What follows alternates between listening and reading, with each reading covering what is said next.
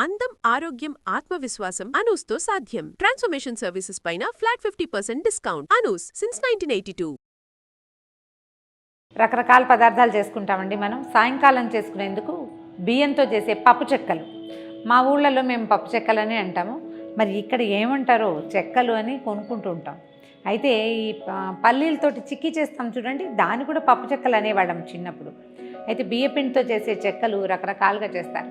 ఆంధ్ర వైపు ఏమో పెసరపప్పు కానీ శనగపప్పు కానీ వేసి చేసుకుంటాం.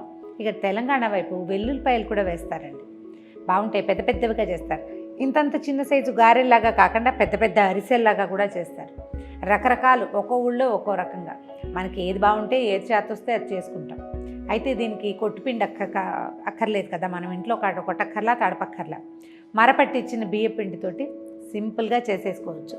నా మటుకు ఏంటంటే వెన్న చిలికిన రోజున కొంచెం అంత వెన్న ఉంటే చెక్కలు చేసేసుకుందాం అనిపిస్తుంది. వెన్న వేస్తే చెక్కలు చాలా బాగా వస్తాయండి. అది అలాంటి పద్ధతి అలవాటై ఉందన్నమాట. ట్రై చేసి చూద్దాం. దీనికి ఒక ఓల్డ్ మెథడ్ ఒకటి ఉందండి, ఇంగువ పాలు వేయటం. అంటే ఇంగువని, పాల ఇంగువని దొరుకుతుంది. అదేంటంటే ముద్దగా ఉంటుంది. ఆ ముద్ద, చిన్న ముద్దని నీటిలో వేసి నానబెడతారు. నానబెట్టేసరికి అది తెల్లగా వస్తాయి నీళ్ళు. ఆ పాలు పోస్తే ఆ ఇంగువ పాలు అంటారు. అవి పోస్తే భలే మంచి రుచికరమైన వాసన వస్తుంది. సో మన దగ్గర ముద్ద ఇంగువ అయితే లేదు కాబట్టి ఏం చేసాము, మామూలు ఇంగువనే, ఎల్జీ ఇంగువనే నీళ్ళల్లో వేసేసాం. 1 కప్పు బియ్యపిండి, కొంచెమే చేస్తున్నాం ఇది. అయితే ఇందులోకి 1 పెద్ద స్పూను పెసరపప్పు, తర్వాత ఏం చేయాలంటే 1 పెద్ద స్పూను పెసరపప్పు కంటే ఎక్కువ ఆ మాత్రం వెన్న ముద్ద వేసేసి ఒకసారి మొత్తం కలిపేయాలి, పిండిలో కలిసేలాగా. వెన్న వేసినట్టు తెలియాలన్నమాట. పప్పు ముందు ఎందుకు వేసానంటే కొంచెం తడి కూడా కలుస్తుంది కదా, బాగా ఈవెన్గా వెన్న కలుస్తుంది అన్నమాట. అయితే ఇది మనం ఎక్కువ చేసుకునేటప్పుడు ఏంటంటే నీళ్లు మొత్తంగా పోసేసి చపాతీని పిండి కలిపేసినట్టు కలుపుకోకూడదు, కొంచెం కొంచెం కలుపుకోవాలంటారు. సో అదొకటి ప్రాక్టీస్లో ఉంచుకోవాలన్నమాట. ఇది కొంచెం తక్కువ చేస్తాం, 1 కప్పే చేస్తున్నాం కాబట్టి మొత్తం కలిపేసుకోవచ్చు. ఎక్కువ చేసేటప్పుడు ఏంటంటే పిండికి మొత్తం మసాలాలన్నీ, పౌడర్లన్నీ వేసి కలిపేసి నీళ్ళు మాత్రం కొంచెం కొంచెం పోసుకోవాలి. చూడండి, ఒక రకమైన క్రమ్లీగా అయింది కదా, ఇలా ఉంటే బాగా వస్తాయి. దీనికి సరిపడా ఆ మాత్రం ఉప్పు, పచ్చికారం వేసుకుంటే బాగా చెక్కలు ఎర్రగా వస్తాయి వాళ్ళ ప్రాక్టీస్ని బట్టి. తర్వాత కొంచెం జీలకర్ర, తర్వాత అల్లము పచ్చిమిర్చి కలిపి దంచింది, ఇదే కారం. ఇందులోకి ఇంకా వేరే పచ్చికారాలు వేయమన్నమాట. తర్వాత కరివేపాకు,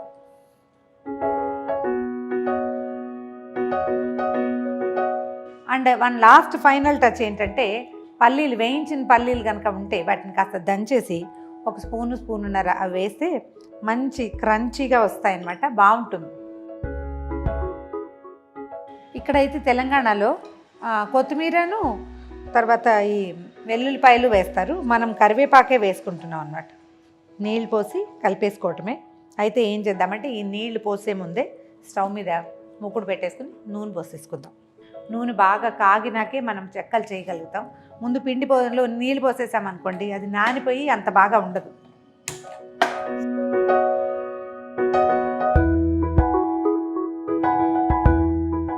ఏదైనా లోతైన మందపాటి పెనం పెట్టుకుంటే సరిపోతుంది. మూకుడు మనం కొంచెం మందంగా ఉండేది పెట్టుకుంటే, ఏదైనా పిండి వంటకి ఇలాగే చేస్తాం కదా, పల్చటి మూకుడు పెట్టుకుంటే కొంచెం గబగబా మాడిపోతాయి.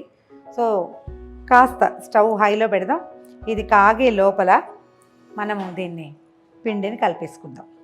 ఈ పిండి కలిపే దాంట్లో ఇంకొక మెథడ్ కూడా ఉందండి. ఒకవేళ వెన్న లేదనుకోండి, నూనె కాగబెట్టి కాగే నూనెని 1-2 గరిటెలు వేస్తే కూడా చాలా బాగుంటాయి చెక్కలు, మంచి క్రిస్ప్గా వస్తాయి. ఈవెన్ వెన్నేసినా కూడా వేసుకోవచ్చు, మన చాయిస్. ఈ ఇంగు కలిపెట్టిన నీళ్ళని పోసేస్తున్నానండి ఇందులో. మనం వెల్లుల్లిపాయలు అవి వేసుకునేటప్పుడు ఈ ఇంగుని వేసుకోకూడదు, మంచి ఇంగు వాసన వస్తుంది. వెల్లుల్లిపాయలు వేస్తే ఇంకా అవే.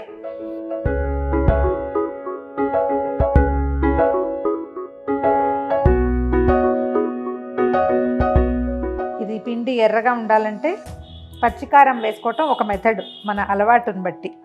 పిండి అంతా ఈవెన్గా కలిసేలాగా కలిపి పెట్టుకోండి. మామూలుగా వీటిని ఏం చేస్తారు, చేతితో తడతారు. తర్వాత ఏమో అప్పడాలు పీట ఉంటుంది కదా, చపాతీ పీట, దాని మీద తడతారు. పూరీ ప్రెషర్లో వేస్తారు. తర్వాత ఒక ప్లాస్టిక్ కవర్ మీద వేస్తారు. ఒక ట్రెడిషనల్ ఓల్డ్ మెథడ్ ఒకటి ఉందండి, అది చూపిస్తాను.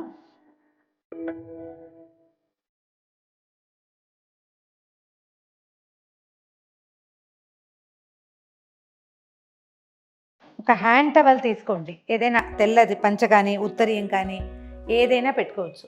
దీంట్లో ఏం చేయాలంటే ఉండలు మనకి కావాల్సిన అంతంత గ్యాప్లో పెట్టుకోవాలి. 6 ఉండలు పెట్టామనుకుందాం. ఇవి స్ప్రెడ్ అవ్వడానికి వీలుగా స్పేస్ ఉంచుకోవాలన్నమాట. దీన్ని దాని మీద కవర్ చేసేయండి కరెక్ట్గా. ఇలాంటిది ఏదైనా అమాందాస్తా లాంటిది కానీ ఏదైనా కంచు చెంబు కానీ దాంతో వీటికి ఒక మొట్టకాయ మొట్టండి, అంతే. ఒక్కసారి ఈ పద్ధతి కనుక అలవాటైతే చాలా హాయిగా ఉంటుంది. నాప్కిన్ని తడిపి ఉంచుకోవాలి. ఇది ఎంత పల్చగా ఉంటే అంత ఇబ్బందికరంగా ఉంటుంది. ఎక్కువ పల్చగా ఉండకూడదు, కొంచెం పల్చగా ఉండాలి. అప్పుడు మనకి తెలుస్తుంది అనమాట ఎంత సైజు వచ్చినాయి ఇవి అని. ఫస్ట్ టైం కొంచెం మందంగా వస్తాయి, రెండోసారి దీంతో ఎంత దెబ్బ కొట్టాలో మనకు అర్థమవుతుంది. దానికి ఇప్పుడు మన తీసుకున్నటువంటి పాత్రకి దీని సర్కంఫరెన్స్కి తగినట్టుగానే ఉండలు చేసుకోవాలి. పెద్ద పెద్ద ఉండలు చేస్తే ఇది కొంచెం పెద్దది కావాలన్నమాట. అది పెట్టి ఓ మొట్టకాయ కొడితే కరెక్ట్గా ఇలా వచ్చేస్తాయి. ఎప్పటికప్పుడు ఈ క్లాత్ని కొంచెం తడిగా చేసి ఉంచుకోవాలి. ఇది తడిపి ఉంచుకుంటే మనకి ఇవి ఈజీగా ఊడొచ్చేస్తాయి అన్నమాట. ఇంకా దీన్ని నేను సవరించక్కర్లేదు, ఈజీగా వచ్చేస్తుంది. మనకు కావాల్సిన పాగానికి వేగిపోయింది, కాగింది నూనె. చూద్దాం.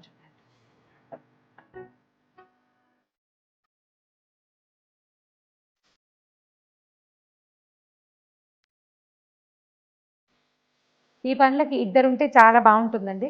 మనం ఒకళ్ళమే ఉంటే ఏం చేస్తాము, అలాగే కష్టపడి చేసుకోవాలి. ఎవరిని తెస్తాము ఇద్దరిని అని అడగండి. హస్బెండ్ ఉంటే వాళ్ళతో చేయించండి నిర్మోహమాటంగా. ఏదో ఒక పని చేయాలి వాళ్ళు.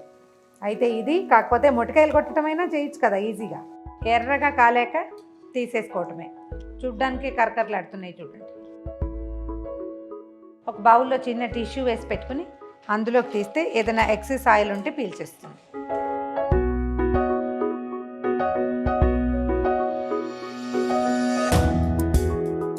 వైపు వేగాక వెనక్కి తిప్పేసుకుంటే రెండో వైపు కూడా వేగిపోతాయి. అప్పుడు ఈవెన్గా వేపు రెండు వైపులా ఒకే రకంగా వేగుతుంది. ఈ మొత్తం ఉన్న ఉండలన్నీ చేసేసుకోవటం. అయితే ఒక 2-3 సూత్రాలు మనం పాటించాల్సింది ఏంటంటే, తక్కువ పిండి కాబట్టి ఒకేసారి కలుపుకున్నాం. పిండి డ్రై అయిపోతే చెక్కలు విడిపోతాయి. అలా కాకుండా ఎక్కువ పిండి మొత్తం కలిపి పక్కన పెట్టుకోవటం, పొడి పిండి.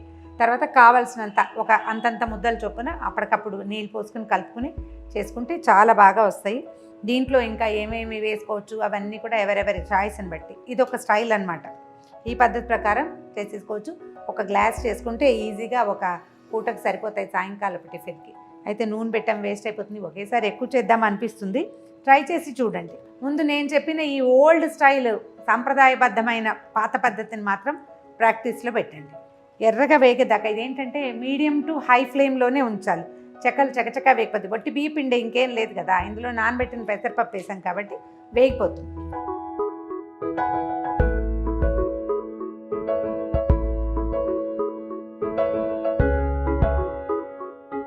కరకరలాడే బియ్యపిండి చెక్కలు రెడీ. అయితే మనం వీటిని డబ్బాలో వేసి పెట్టుకుంటే 15 days దాకా నిలువ ఉంటాయి. పై ఊళ్ళల్లో ఉండే పిల్లలకి, ఆఫీసుల్లో ఉండే పిల్లల కోసం చక్కగా చేసి పంపించవచ్చు. బియ్యపిండి ఫ్రెష్గా మనమే మరపట్టించుకుంటే బ్రహ్మాండంగా వస్తుంది.